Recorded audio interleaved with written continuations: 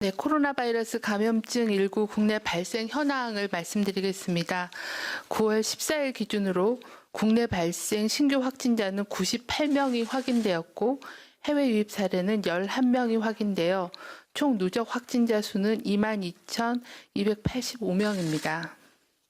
현재는 3,433명이 격리 중이고 위중증 환자는 157명이며 사망자는 어제 5분이 사망하셨습니다. 삼가 고인의 명복을 빌고 유가족께는 심심한 위로의 말씀을 드립니다. 국내 주요 발생 현황을 말씀드리겠습니다. 8.15 서울 도심 집회와 관련하여 조사 중인 2명이 추가 확진되어 현재까지 누적 확진자는 총 579명입니다.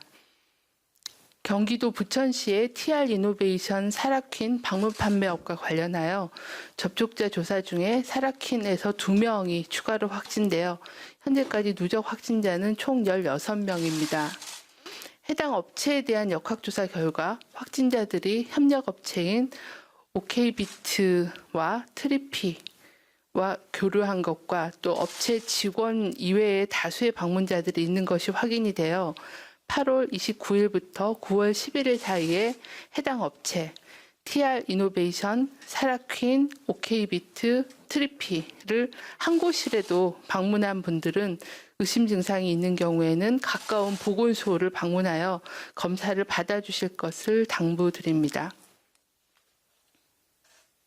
경북 칠곡군의 산양삼 사업 설명회와 관련하여 접촉자 조사 중에 3명이 추가 확진되어 현재까지 누적 확진자는 총 16명입니다. 다음은 해외 유입 사례에 대해서 말씀드리겠습니다. 어제는 11명이 확진되었고 검역 단계에서 5명, 입국 후 지역사회에서 자가 격리 중에 6명이 확인이 되었으며 외국인은 11명이었습니다. 해외 유입 국가는 우즈베키스탄이 6명으로 많았고 필리핀 2명, 인도, 카타르, 미얀마 각 1명씩이었습니다. 지난 일주간의 그 방역관리 상황과 위험 요인에 대해서 설명드리도록 하겠습니다. 국내 발생 신규 환자는 지난 일주간은 134.6명으로 직전 일주에 비해서는 83.8명이 감소하였습니다. 수도권의 경우에는 지난 일주간에는 98.9명 정도가 발생해서 직전 일주에 비해서는 63.2명이 감소한 상황입니다. 해외 유입 신규 환자는 지난 일주간에는 이들 평균 14.7명 정도로 약간 증가한 상황입니다. 연령별로는 20, 30대의 비중이 22.1%로 약간 감소하였고 60대 이상의 비중은 38.1%로 약 5% 가까이 증가하였습니다. 최근 2주간 격리 중인 환자는 1,227명이 감소해서 현재는 3,433명이 격리 중에 있습니다. 격리 중인 확진자의 연령 분포를 보면 60대 이상이 거의 40%에 가까운 1,300여 명이었고 60대 이상의 격리 중인 환자 중에는 위중증증 환자가 137명으로 전체 확진자의 10% 정도가 위중증증 환자로 관리되고 있는 상황입니다. 고령자들께서는 각별한 주의가 필요한 상황입니다. 최근 2주간 감염 경로를 보면 확진자하고의 접촉이 33.5%, 국내 집단 발생하고 관련된 경우가 30%, 그리고 조사가 진행 중인 경우가 23.5%를 보이고 있습니다. 지난 2주간의 주요한 전파 경로를 살펴보면 아직까지도 종교시설, 의료기관 및 요양시설, 그리고 방문 판매 및 각종 설명회, 그리고 다중이용시설 등 다양한 집단에서의 집단 감염 발생이 지속되고 있는 상황입니다. 코로나19 감염 예방을 위해서는 최근에 집단 발생이 일어나고 있는 그런 각종 시설에 대한 주의를 지키는 게 필요한 상황입니다. 먼저 종교시설에 대해서는 정규 종교 행사를 포함한 모든 종교 행사는 비대면으로 실시해 주시고 이외에 모든 대면 모임과 행사 그리고 단체 식사는 하지 말아 주실 것을 요청드립니다. 감염 시 중증으로 이어질 가능성이 있는 높은 고령층들이 주로 이용하는 의료기관 및 요양시설에서는 입출입자 통제를 철저히 하고 종사자의 경우에는 다중이용 시설의 방문이나 사적인 모임 참석을 자제해 주시고 유증상 시에는 신속하게 검사를 시행해 주시기를 바라며 마스크 착용 등 방역 수칙을 더욱 철저히 준수해 주실 것을 당부드립니다.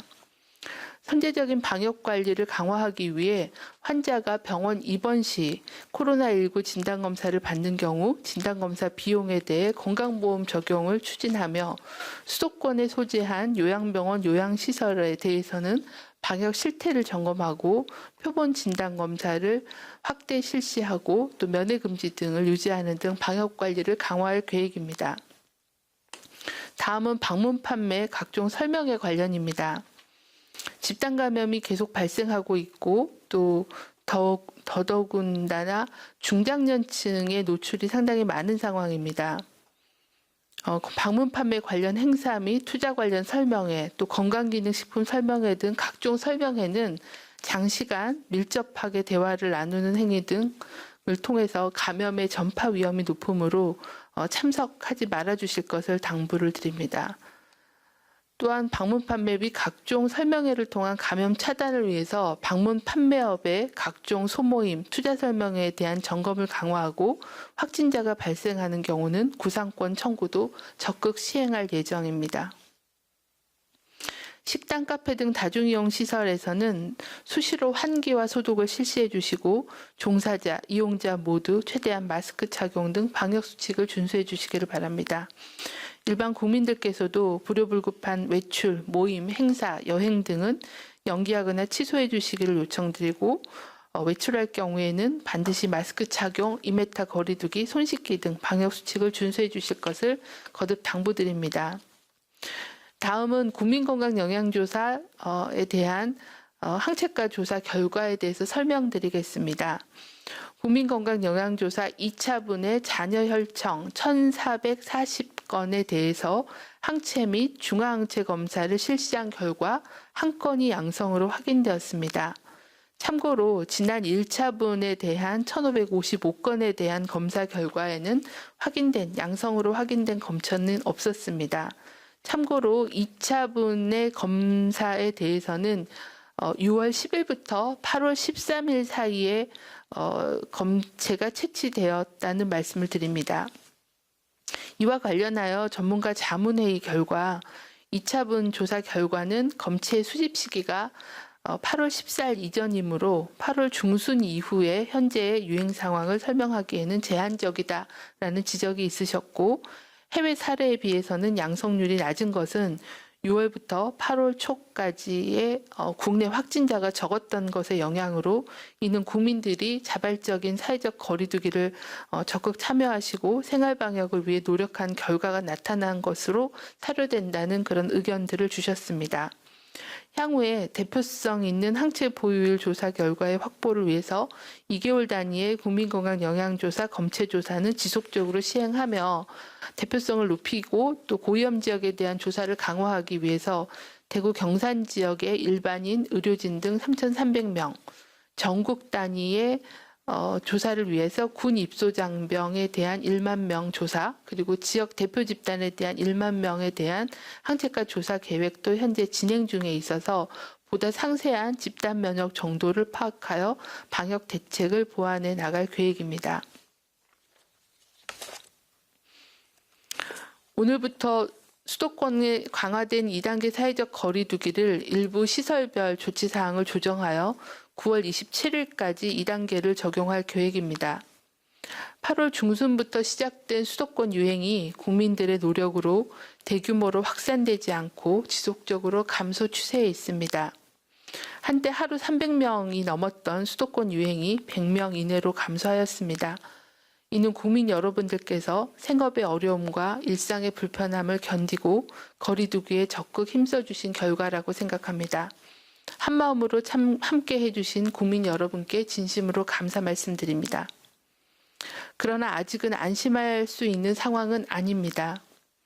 인구가 밀집된 수도권에서 하루 100여 명의 확진자가 발생하고 있고 감염 경로가 확인되지 않은 산발 감염이 20%대를 유지하고 있으며 방역망 통제 범위 바깥에서 진단되는 경우가 다수여서 지역사회 잠복 감염과 N차 전파 위험이 지속되고 있어 경각심을 가지고 방역 수칙을 준수해 주실 것을 당부를 드립니다. 전 세계적으로도 코로나 유행이 확산되고 있습니다. 하루 신규 확진자가 31만 명으로 기록을 갱신하고 있고 유럽은 대규모의 재유행으로 봉쇄 정책을 강화하는 국가가 날로 늘어나고 있는 상황입니다. 많은 나라가 코로나 극복을 위해 방역과 일상, 경제의 균형점을 찾는 데 어려움을 겪고 있는 상황이 계속되고 있습니다. 우리나라도 시급한 과제인 수도권의 유행 규모를 더 빠르게 억제해야 되고 또 다가올 추석 연휴의 유행 관리, 또 동절기의 인플루엔자 유행 예방과 코로나 동시 감염의 차단이라는 커다란 숙제이자 또 고비를 앞두고 있는 상황입니다.